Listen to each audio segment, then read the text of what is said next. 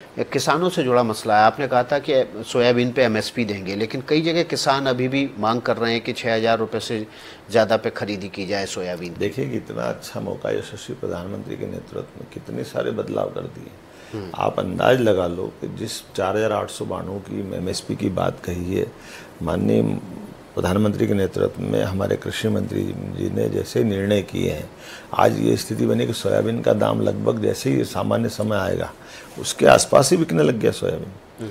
तेल के आयात को लेकर रोक लगाना, तेल के बाकी एमएसपी को बढ़ाना, ऐसे कई कृषि सुधार के प्रयोग हुए जिसके कारण से तेल की अंतर्राष्ट्रीय कीमत के हिसाब से मध्य प्रदेश और मध्य प्रदेश भारत में भी आज जो कृषि उत्पादक किसान है, खासकर सोयाबीन उत्पादक है, उनको इससे बढ़ के रेट मिलने वाले हैं।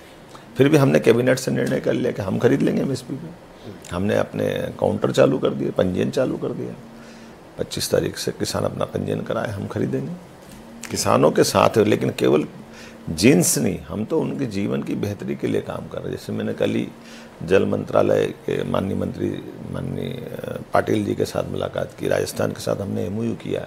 कांग्रेस ने हमेशा पार्वती, काली सिंध, चंबल में अड़ंगे लगाए। लगभग 13 जिले मध्य प्रदेश के प्यासे थे, पूरा ग्वालियर का अंचल, पूरा गुना का अंचल और मालवा का पूरा क्षेत्र। वैसे राजस्थान के अंदर भी सालों से 40 साल पहले एमओयू हो सकता था, कांग्रेस की सरकारें थी, लेकिन कांग्रेस हमेशा उलझाती रही। ये पूरा पश्चिम मध्य प्रदेश इससे हरा भरा होगा। केन बेतवा, पूरा बुंदेलखंड, माननीय प्रधानमंत्री 1 लाख करोड़ देने वाले हैं उसके लिए। तो ये जो नदी जोड़ो अभियान का कांग्रेस ने क्यों पालन नहीं करा?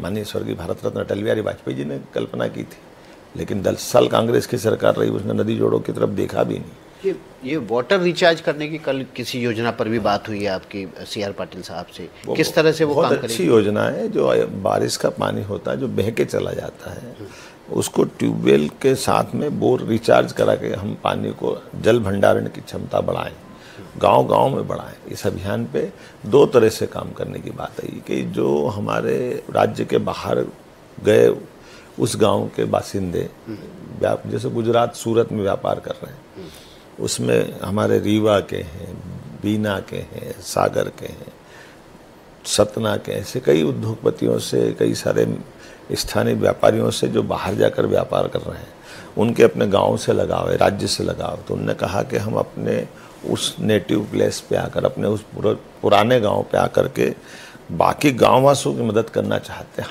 हम सूखे पड़े बोरवेल हैं उस पर काम करेंगे? नहीं, वो उनका कहना है वाटर रिचार्ज के नए बोर खड़े करेंगे और वो पैसा लगाएंगे। तो ये पाटिल साहब ने बहुत अच्छा सुझाव भी दिया। राजस्थान में भी वहाँ के लोग करने वाले हैं और मध्य प्रदेश में भी करने वाले, तो हमने स्वागत किया। मैं खुद उसमें शामिल हुआ, अच्छी बात है। एक विपक्ष आरोप लगा रहा है कि जो कोरोना के दौरान बच्चे यतीम हो गए थे, जिनके माँ बाप नहीं बचे थे, तो सरकार ने उनको पेंशन की शुरुआत की थी। अब वो पेंशन कई महीनों से बच्चों को नहीं मिल रही है, क्या वस्तुस्थिति है? देखिए, आचार संहिता के बाद का भी कोई घटनाक्रम है, कोई फाइनेंस ने किसी बात को कहा है, लेकिन ये बात भी सही कि सबसे पहले हमारी सरकार ने शुरू किया था और हम हर वो योजना जो पहले से चल रही, कोई योजना बंद नहीं करेंगे, हमने पहले ही कहा है। तो टेक्निकली कोई अड़चन नहीं होगी तो हल निकाल देंगे, इसमें तो कोई परेशानी नहीं।